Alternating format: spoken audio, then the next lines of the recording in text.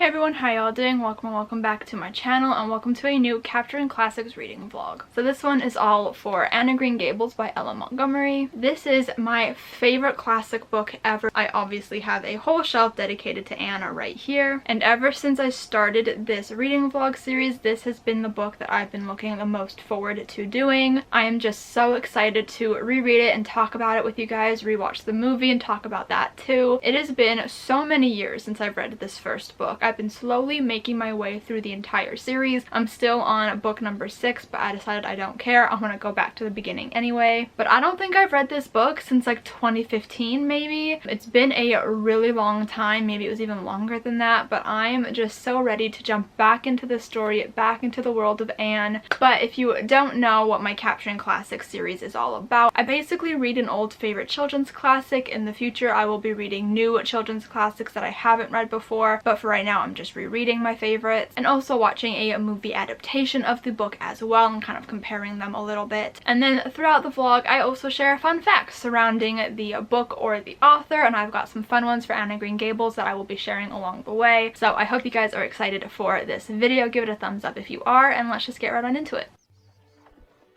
I suppose you're Mr. Matthew Cuthbert. My name is Anne Shirley. Anne spelled with me.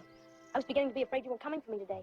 So I'm only on page 6 of Anne of Green Gables, and I'm just being reminded of how much I love this book. So far we're only in the first chapter, which is primarily told through like Rachel Lynde's point of view as she's like viewing Matthew going to go pick up Anne, but she has no idea what's going on or where he's going, and she's got her panties in a twist over it, and it's so amusing. Like, I've highlighted 2 things in my orange funny highlight, and it's just her being so bothered and so upset over not knowing where Matthew is going. On page 5, which is so far the page with my most annotations, I highlighted a line where it says, "Mrs. Rachel, ponder as she might, could make nothing of it, and her afternoon's enjoyment was spoiled." So literally just seeing Matthew do something that he doesn't normally do, like go to town, ruins her entire afternoon, and I love it. She's so dramatic, she's so nosy, she is such a busybody and a gossip, and it's just so enjoyable. And it's so funny because she does make appearances in the other books. Like,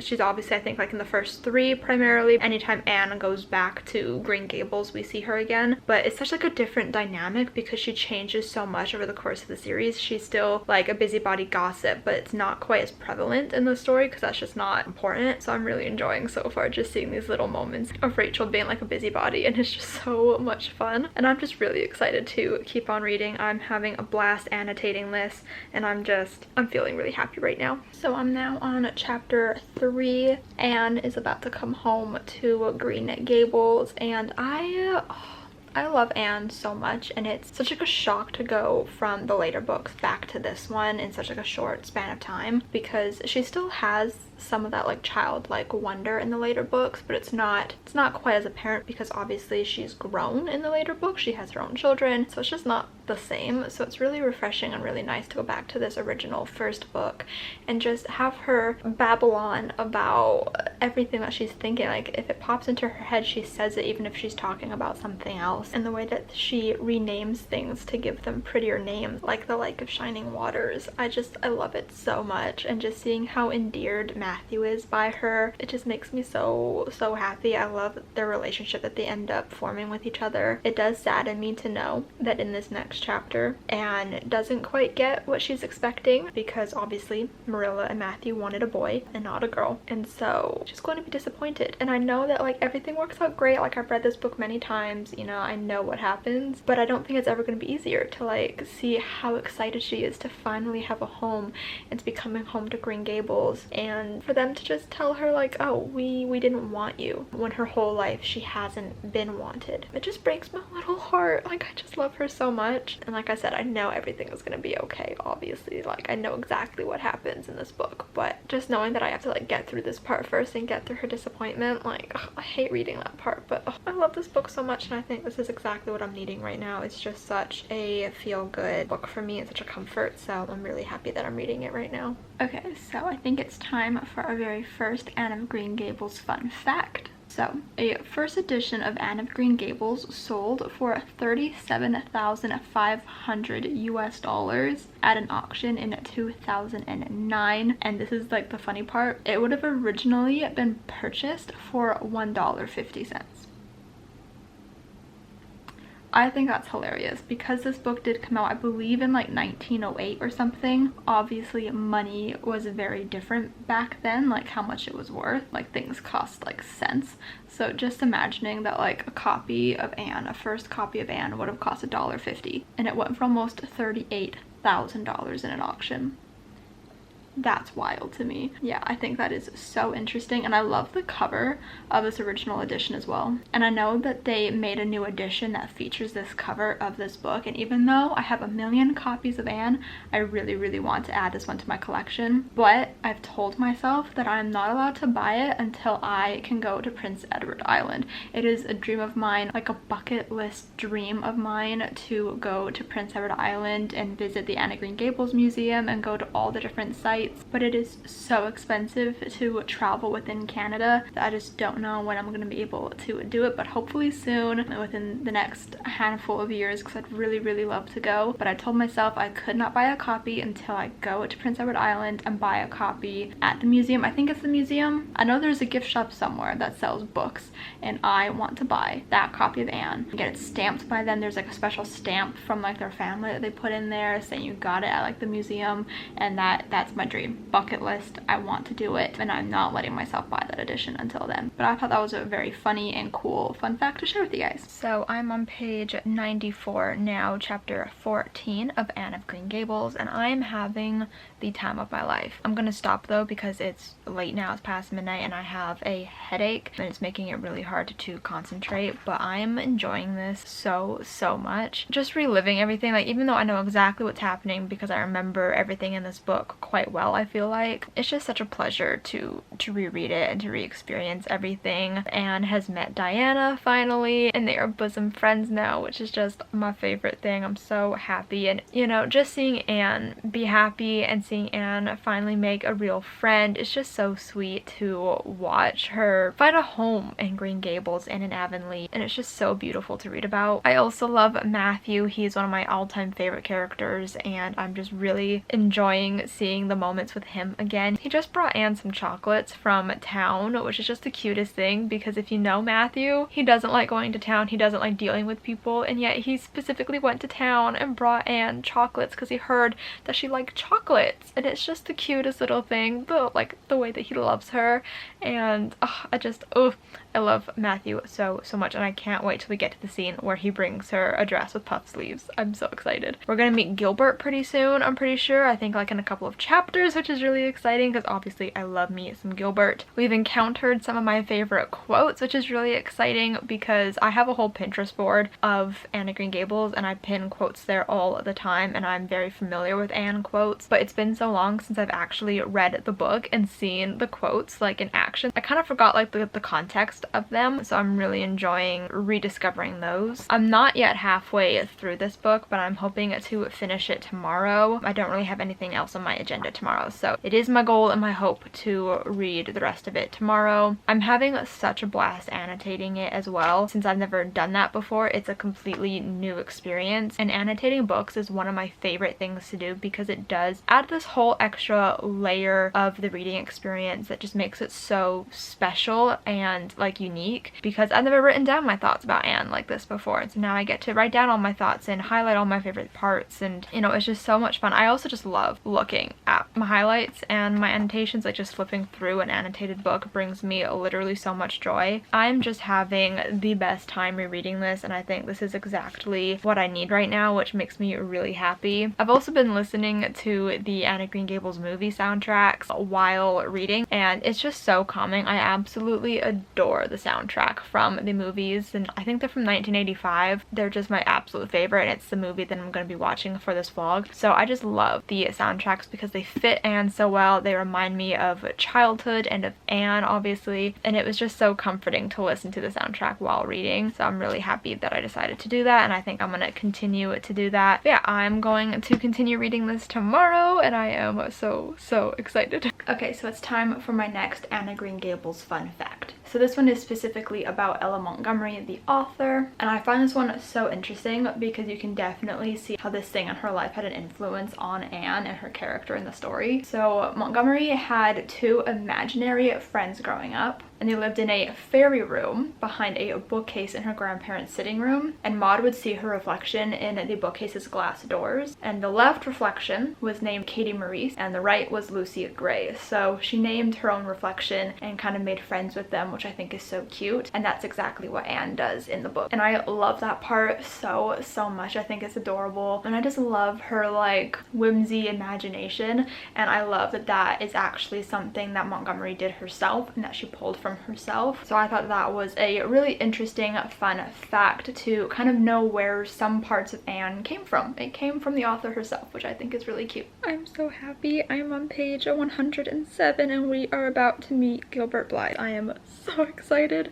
I have not read this book in so long, and I have not seen this first introduction of Gilbert in so long, and like in the later books he's really not that present because he becomes a doctor and he's just always working, so I feel like we just never get to see him in like the later books. So I'm just gonna hold on to like every single moment with Gilbert right now, but we just had his first mention and I am living. I am so ready to see him again and to see him like tease Anne. Oh, Gilbert Blythe is the blueprint, okay? He is the original. He is what all boys should aspire to be like. Just saying.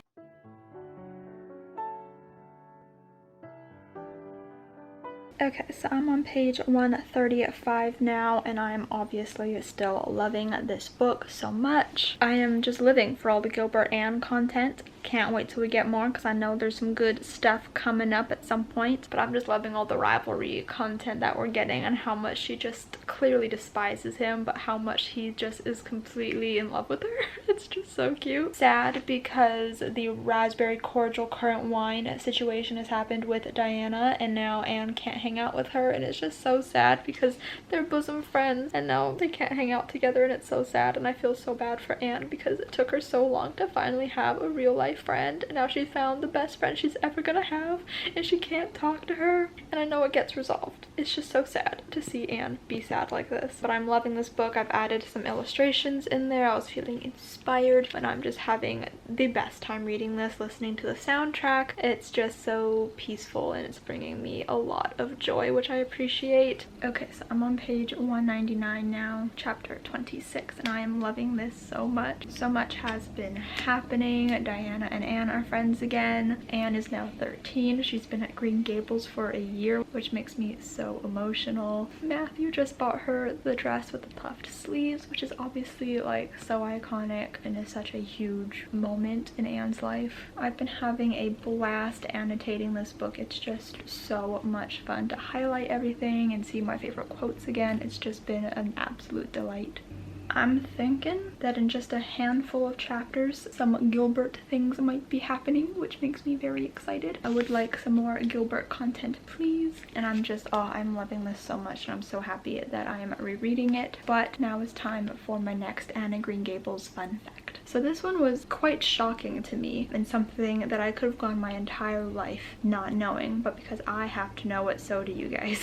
So Anne's face has literally been on everything from the small screen to tea towels to stamps, and obviously every incarnation of the red-haired orphan seems to have a similar look. A straw-hatted child or a Gibson girl young woman. She always looks the same, right? Except this one time, in 2013, a self-publishing firm, taking advantage of the fact that the books are in the public domain, put out a box set of the first 3 Anne books, and on the cover, however, was not a red-haired orphan, but a sexy blonde farm girl. So fans were understandably not pleased. I don't remember this ever happening. I mean, I was only 13, so it makes sense that I probably wouldn't know, but like I kind of want to know what it looks like. Oh, why? That looks nothing like Anne. That doesn't have anything to like do with Anne. That makes no sense. But also, I didn't think it was gonna be like a real person. I thought it was gonna be an illustration. Guess not. I hate that. That is awful. Why did anyone think that was going to be a good idea? That's probably the most disturbing fun fact that I have, but we have tons more to go. But I am nearing the end of the book now, and I am just so excited to finish it because I am having such a good time. I know at the end it's gonna make me sad, but it's okay. Okay, so I'm on page 239 now, and I am so sad because Matthew is starting to have issues with his heart. And that means that we're getting very close to his death. And I already looked at the chapters to see what page the chapter is that he dies in. And it's coming up. Like, I still have like quite a few pages to go till I get there. But like, it's coming up. It's too close for comfort. I'm not happy about it. I'm so sad. I love him so much. And I remember reading his death and sobbing. So I'm not looking forward to it. I did think I was going to finish this book today. But it's 11:50. And I still have like a decent chunk left to go. So we'll see if I actually manage to finish it or not. But I am still thoroughly enjoying it. Nothing has changed on that part. I'm enjoying annotating it still. I am just very sad and scared because we were getting far too close to Matthew's death. Also though, another thing that I just remembered, Anne just finished school and is like on summer vacation now, but she's made the plan to go to Queens to be a teacher, which I just love because good things come out of that. Anyways, I want to keep reading because I'm having a good time, besides knowing that the impending doom of Matthew's death is coming up. I'll be okay.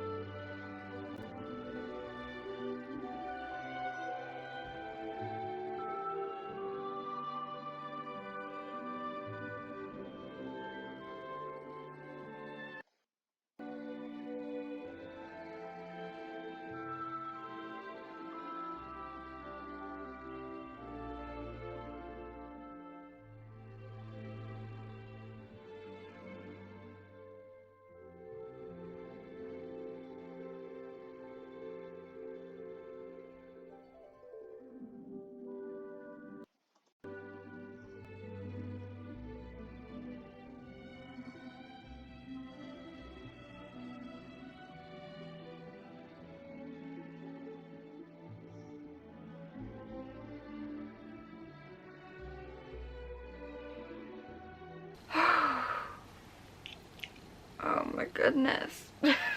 So Matthew just died. I'm on page 290. See, even though every time I read this book, every time I watch the movie, I know it's coming, it still breaks my heart. I think it's just seeing Marilla and Anne coming to terms that he's dead and being like, what are we gonna do without him? And when Marilla comes to comfort Anne, oh my god. It's just so sad because Matthew was the first person to love her and believe in her. Fuck. Like, Marilla was so skeptical at the beginning and she didn't want to keep her, but Matthew wanted to keep her. And he gave her a home. And he gave her a place to belong. And he was just like the sweetest little man. I'm so sad. Okay. Well, this sob fest does bring me to my next Anne of Green Gables fun fact. I've been waiting to share this one because it has to do with Matthew's death, and honestly, it makes me angry. The next fun fact is, readers gave Montgomery grief over the death of Matthew Cuthbert, understandably so, and she confessed that she regretted writing it and would give Matthew more years if she were to rewrite the book. These tears could have been avoided. That's what you're telling me? That there was no reason behind him dying this early, that he didn't have to die? I'm sad. I don't know if she only regretted it because fans were angry at her, or if she truly believed that she should not have killed him when she did. Like, why did she have to kill him in this first book? Like, I would have loved to have seen him grow older and see Anne grow up. Like in the later books, Marilla's still around. I would love if Matthew got to meet Anne's kids. I got to see her fall in love and get married. I'm sad that he wasn't around longer for her. And I always feel ridiculous when I cry over fictional characters. Like, the second that I realize that I'm talking about them as if they're real humans and if they're actually gone from this world, I feel a little ridiculous, but like, my feelings are valid. It's okay to cry over fictional characters. I do it often. I just love Matthew. He's definitely like my top 5 favorite characters from the series, from this world. It's obviously Anne and Gilbert and Matthew and Diana. I think those are my top favorite characters. And of course Marilla. I just love them with my entire being. And I'm so sad that Matthew is dead. He did not deserve it. He deserved to live a much longer life. But it's fine. I'm almost done the book. I think I am just going to finish it. I wasn't sure if I was going to, but I think I am going to now because I might as well. But I am so sad. Oh, like I remember reading that for the first time and I knew that he had died because I'd seen the movies. It was past my bedtime. I was sitting in my bed and I was reading it and I was just sobbing. Just absolutely sobbing. And I heard my mom get up from her room and go to the bathroom, and so I literally got out of my bed even though it was past my bedtime and she didn't need to know that I was awake, and I ran after her and just started sobbing and telling her Matthew just died and like being so emotional and like dramatic about it all. So I'm gonna keep reading. Okay, I've just finished Anne of Green Gables. I should put the dust jacket back on, shouldn't I? I literally adore this book with my entire soul and heart and being. Like, I love this book with every piece of me. It is such a comfort book to me. Just Anne and Avonlea and just all of it. It's so beautiful and comforting to me, and it brings me so much joy and just like peace and calmness, and I don't know, like I just really love and appreciate this story for everything that it is, and this is definitely the best out of the entire series in my personal opinion. I also love books 2 and 3. The rest of them questionable, but I really love this first book. On the back it says a timeless classic to be read over and over, and that is very true because I've read this book many times, seen the movie many times, and it's just always such a comfort. Like, it just brings me absolute pure joy, except for when Matthew dies, understandably. But besides that, this book just brings me so much joy and comfort, and I really appreciate it. And I just think that Ella Montgomery just created something so beautiful when she created Anne. And why am I crying? God, once it when the waterworks with Matthew dying, they don't stop. I love the ending of this book with her finally telling Gilbert that she forgives him, and I just know that we get so much good Anne and Gilbert content in the next 2 books, which I have no plans of rereading anytime soon, but I definitely feel like watching all of the movies now, even though I do not have time to watch any of them, although I am gonna watch the first ones, which I'm so excited to watch and talk about with you guys because they are literally my favorite movies. I'm gonna be watching the ones with Megan Follows and Jonathan Crombie because I just love those ones so much. Those are the ones that I grew up on. But yeah, so the next time I see you guys, I will be watching the movie. Okay, so I've watched the Anne of Green Gables movie from 1985. I absolutely adored it, of course. I watched it with my mom, which is always a fun time because we used to always watch them together when I was young. I didn't take any notes while I was watching because I was just enjoying myself so much, but overall I think it's a pretty strong adaptation. It does stick pretty closely to the book. There are some like dark differences, like some parts are left out from the book to the movie. Some things are sped up a little bit, I think. The beginning is different. In the movie we start off with Anne, which does kind of make sense since she is the main character. We are seeing things from her perspective for most of the movie. So the movie starts off with Anne with Mrs. Hammond and her family, which we don't see at all in the book. With the book, it starts off immediately with Rachel Lynde and her seeing Matthew going out to town and getting all annoyed about it. I do think I like how it starts off in the movie better just because we're introduced to Anne right away, whereas with the book it does take quite a few pages before we're actually with Anne. So I kind of like seeing more of Anne in the beginning of the movie. I think that's all that I remember off the top of my head. Some things are different, but they're so minuscule that it never really bothered me. I think it's also because I watched the movie first when I was young instead of reading the book first, because it's always been a part of my childhood. Like, I watched it when I was very young, whereas I only read the book for the first time when I was 10. So I think I just have like a strong connection to the movie in general. I just think it captures the essence of Anne so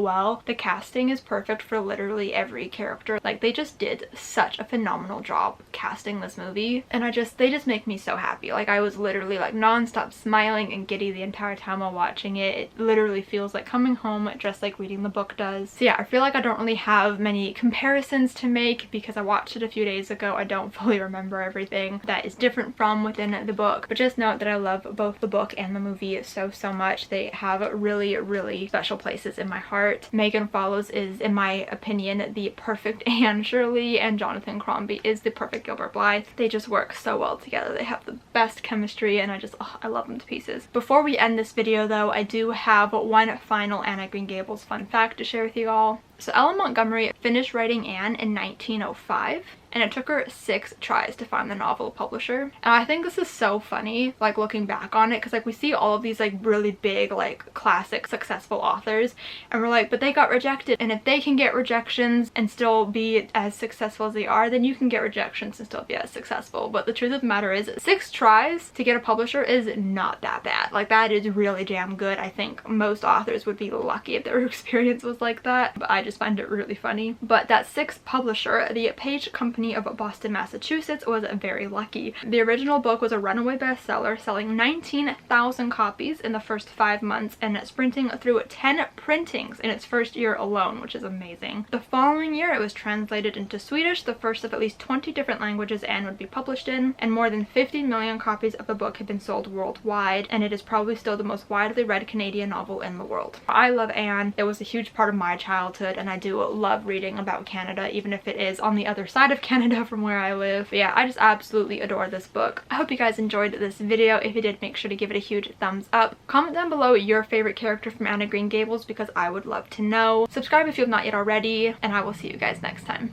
Bye!